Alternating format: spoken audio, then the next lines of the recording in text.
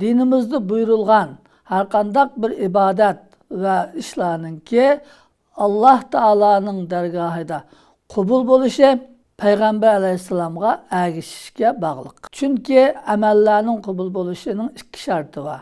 Birinci, o kılgan iş Allah üçün kılınış, ihlas bilen Allah Teala'nın kubul kılışını ümit kılgan halatta, onundan başka, Allah razılığından başka hiç kandak bir narsani közlemegen, fakat Allah'ın kubul kılıp bizden razı oluşunu közlegen halatta kılış, ikinci şart, Peygamber Aleyhisselam kösetken boyunca kılış. Peygamber Aleyhisselam kandak kılışını kösetken bolsa, şundak kılışımız lazım.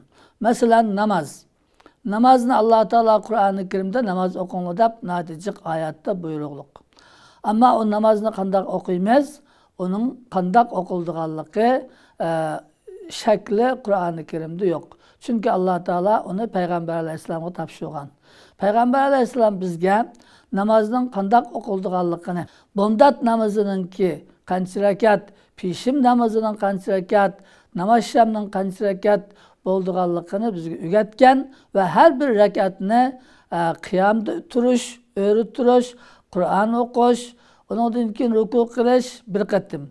Ondan keyin iki katım secde kılış, qatarlıq okushni o'rgatgan. Endi biz qopab, men o'zim xohlagancha bir qatim sajda qilib, ikki qatim ruku qilib namoz o'qiyman desak, o namozni Alloh qabul qilmaydi.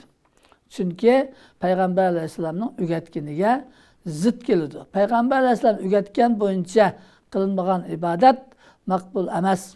Onun uchun bu dinni Peygamber Aleyhisselam'ın o'rgatgani bo'yicha amal qilmasdan ben Müslüman, ben dinimni yaşayman deganimiz quruq gap bo'lib qoladi. Qilgan işimiz Allah Teala'nın dergahida qabul bo'lmaydi.